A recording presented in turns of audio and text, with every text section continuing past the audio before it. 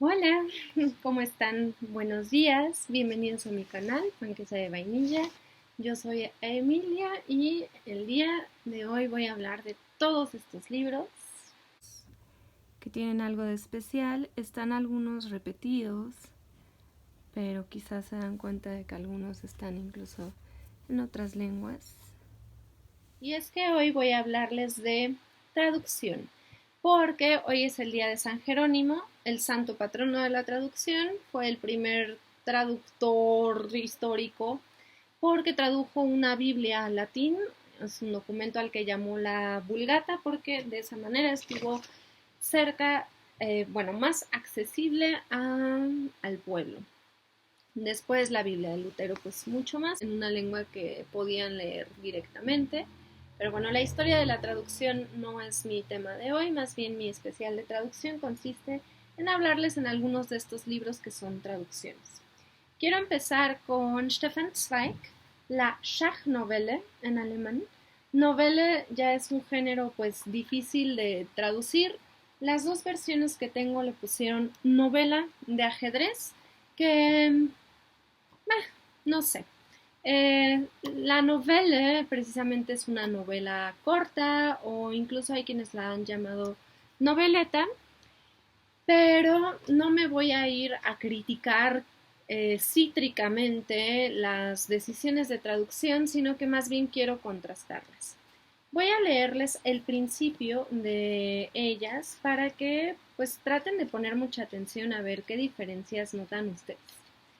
Dice aquí: sobre el buque de pasajeros que debía partir a medianoche de Nueva York a Argentina, dominaba el habitual ajetreo y movimiento de las últimas horas.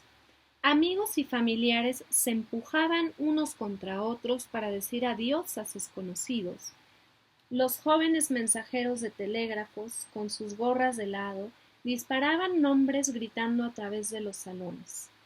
Maletas y flores eran arrastrados, los niños corrían curiosos escaleras arriba y escaleras abajo, mientras la orquesta acompañaba imperturbable el espectáculo de cubierta.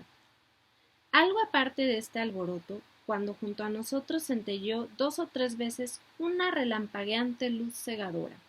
Al parecer algún famoso había sido entrevistado y fotografiado por los reporteros poco antes de partir. Mi amigo echó un vistazo y rió. Tienen un ave exótica a bordo. A Kentovich. Quédense con eso del ave exótica. Voy a leer la siguiente y vamos a ver qué otras diferencias vemos. A bordo del transatlántico, que había de zarpar a medianoche de Nueva York rumbo a Buenos Aires, reinaban la animación y el ajetreo propios de último momento. Los acompañantes que habían subido escoltaban entre apretujones a sus amigos, los repartidores de telegramas, con sus gorras ladeadas, recorrían los salones voceando nombres, al trajín de flores y maletas se añadía el de los niños que subían y bajaban por las escalerillas curioseando, mientras la orquesta amenizaba, imperturbable, el show encubierto. Yo estaba conversando con un amigo en la cubierta de paseo, un poco al abrigo de todo aquel jaleo, cuando a nuestro lado relumbraron 2 o 3 veces los destellos de un flash. Al parecer, los reporteros habían aprovechado los últimos instantes previos a la partida para entrevistar y fotografiar a algún personaje importante. Mi amigo echó una ojeada y sonrió. Tienen ustedes a bordo a un personaje bien curioso, Kentovich. Y aquí quiero señalar la primera diferencia. A un personaje bien curioso, diferente de un ave exótica. Y lo que sucede es que esta versión, la de Mirlo, decidió hacer una versión pues más literal. A veces lo decimos como si fuera algo erróneo, que sí lo es cuando no es una decisión de la traductora o del traductor. Es erróneo cuando no estamos conscientes de esta decisión, pero cuando es una decisión consciente, pues hablemos de lo interesante que resulta poder ver algo que claramente está escrito así en alemán.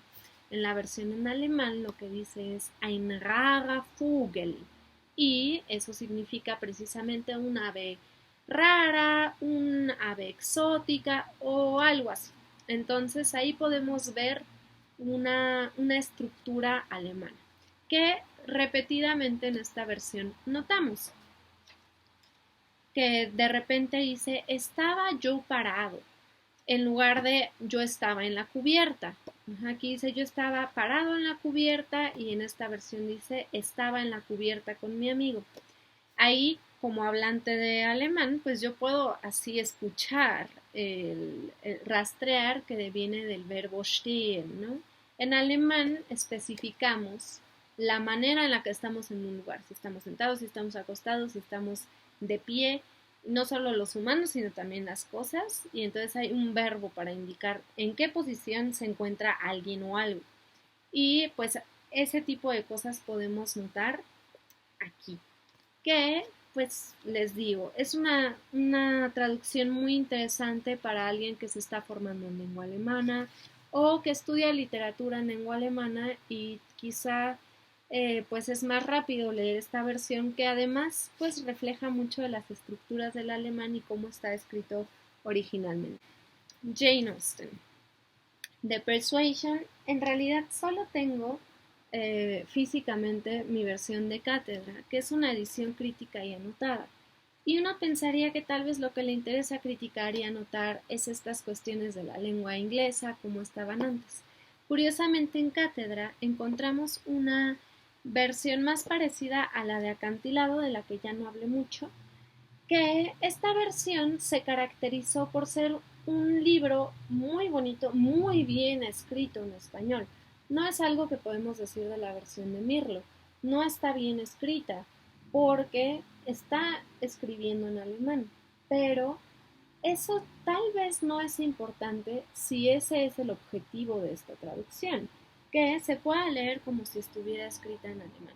Mientras que esta elige un léxico, por ejemplo, en esta primera parte que les leí, pues nos encontramos a bordo de un barco transatlántico y emplea constantemente un vocabulario que me remite al mar, a las cuestiones navales y me sitúa perfectamente en una atmósfera marítima en ese momento, ¿no? Y lo mismo va a ir haciendo a lo largo de la novela, que se trata después sobre este ajedrecista que mencionaron al principio de maneras muy distintas en ambas traducciones y se la pasa construyendo un ambiente con las decisiones de vocabulario que toma y muchas veces, si ustedes la contrastaban con alemán, no se parece, ¿no? Y dirían, es que no dice lo que dice el alemán, que es una frase que escucho mucho sobre traducción, pero pues es que no todas las traducciones tienen que decir exactamente lo mismo.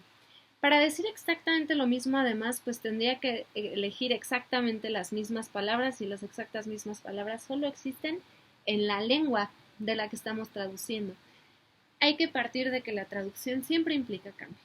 Bueno, estaba hablando de cátedra. Hace lo que hace acantilado. Hace una versión cuidada en español, que es un texto bien escrito en español y que además anota cuestiones curiosas sobre la literatura de Jane Austen. Pero en esta versión no vamos a poder ver estructuras del inglés del siglo XIX de ella. Eso lo vemos en otra versión que hizo el hermano de José Ortega y Gasset, Manuel Ortega y Gasset, que pues también se dedicaba a la escritura y a la traducción y lo que hizo pues fue una versión mucho más apegada a Jane Austen original en su estructura sintáctica, pero también simplemente al haber hecho una traducción 100 años antes que esta, en 1919, su vocabulario resulta más cercano al de un siglo XIX que pues una traducción ya hecha más cerca del siglo XXI, ¿no? Son siglos de diferencia que, así como las estructuras me permiten acercarme a la cultura geográficamente, la elección de vocabulario antiguo también me puede ayudar a acercarme temporalmente y eso me parece a mí pues una traducción que definitivamente quiero leer.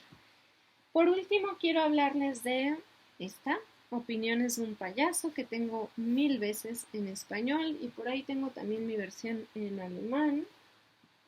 Aquí está mi otro, Opiniones de un payaso.